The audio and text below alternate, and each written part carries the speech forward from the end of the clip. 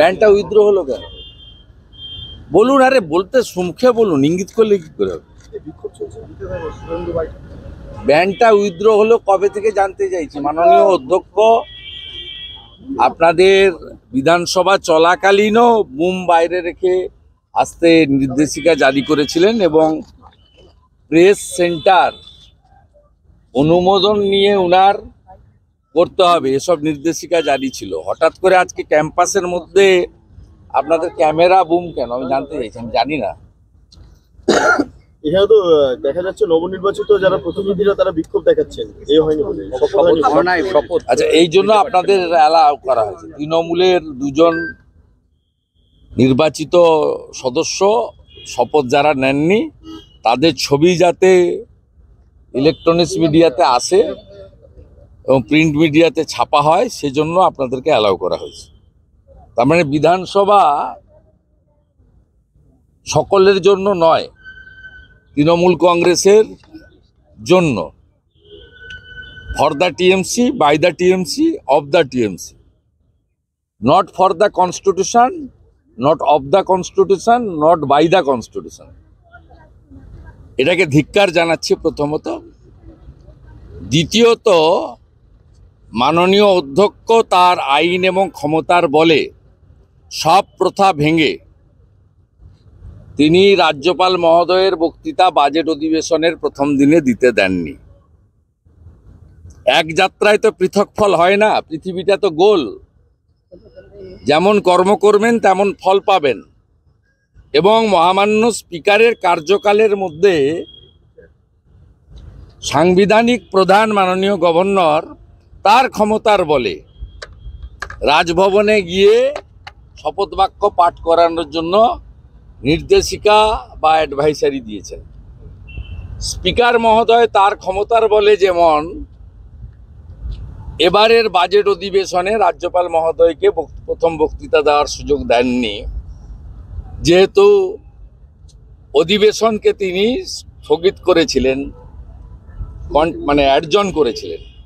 ঠিক একই ক্ষমতার বলে, সাংবিধানিক ক্ষমতার বলে রাজ্যপাল যা করেছেন তার ক্ষমতা অনুযায়ী করেছেন। অধ্যক্ষ যদি ক্ষমতার বলে করে থাকেন, গভর্নরও তার ক্ষমতার বলে এটা করেছেন। আর রিগার্ডিং কোচবিহার, অমানবিক, বর্বর, যে মুখ্যমন্ত্রী রাজ্যের মেয়েকে ভোট দিন বলে 21-এ ক্ষমতায় এসেছিল তার আমলে মহিলারা অরক্ষিত এবং বিশেষ করে মুসলিম মহিলারা, এটা আজকে নয় 2021 সালে রামপুরহাটের বকটুইতেও একইভাবে মুসলিম মহিলাদেরকে জ্বালানো হয়েছিল। যে মুসলিমরা 2021 সালে 91% আর এবারে 95% ভোট তৃণমূলকে দিয়ে ক্ষমতায় এনেছেন, তাদেরই কারোর বোন, কারোর দিদি, কারোর মা, কারোর মেয়ে রোশনারাকে যেভাবে তৃণমূলের গুন্ডারা বর্বরচিতভাবে বিবস্ত্র করেছেন, এটা সভ্য সমাজের লজ্জা।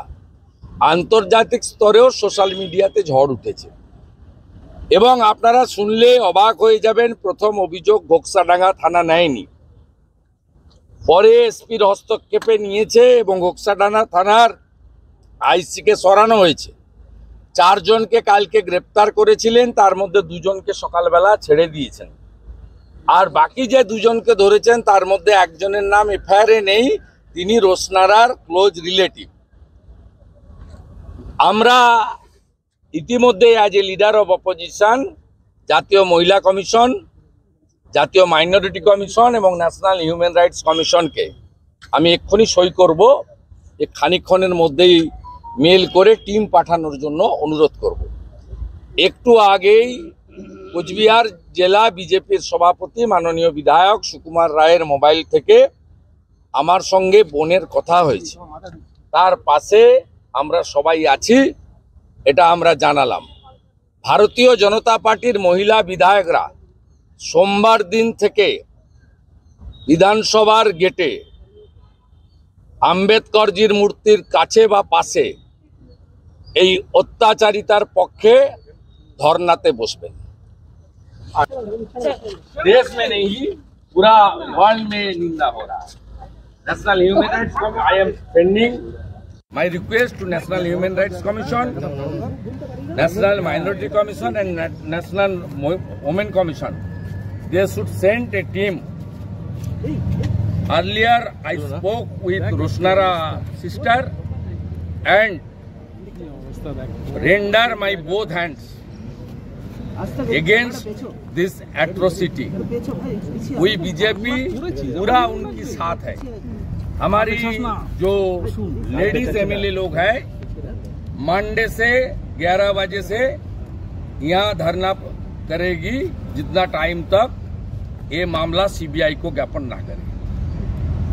मंडे से टीएमसी का लेडीज एमएलए लोग ये अत्याचार का खिलाफ अम्बेडकर जी का जो स्टैचू है, बीजेपी का लोग टीएमसी भी बैठा है, इजाजत मिला है, इसलिए मैं टीएमसी बताया. टीएमसी को इजाजत मिला है, बीजेपी को इजाजत होना चाहिए.